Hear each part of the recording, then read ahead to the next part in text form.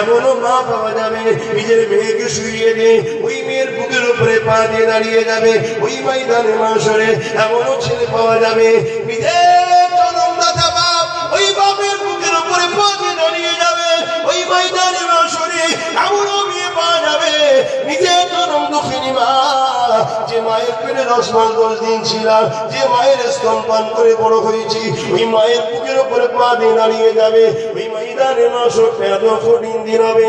এই কথাটা শোনার সাথে সাথে সাহাবা হুজুররা বলতে নিয়েছে, ইয়া রাসূলুল্লাহ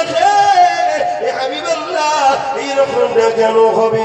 আল্লাহ নবী জানিয়ে দিলেন, বাবা সাহাবারা, ওই দিনে মানুষ সূর্যের তাপেতে জমিনটা পুরো লাল হয়ে যাবে। ওই জমিনের উপরে দাঁড়াতে পারবে না।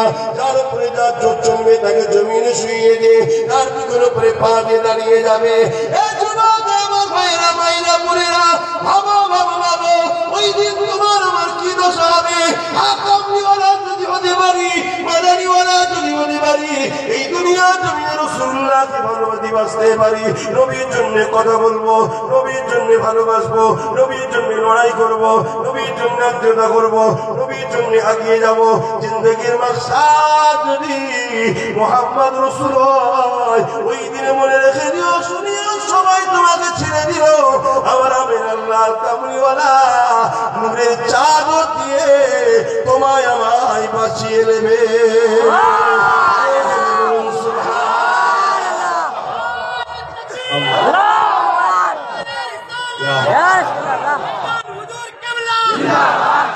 আমার সফরান দিতে হবে না, আমি ছোটখাটো গোলাম রাসূলের। আহা, ভালোবাসুন নবীকে, বাস্তবিকই চান। আবার বলছি, বাস্তবিকই চান।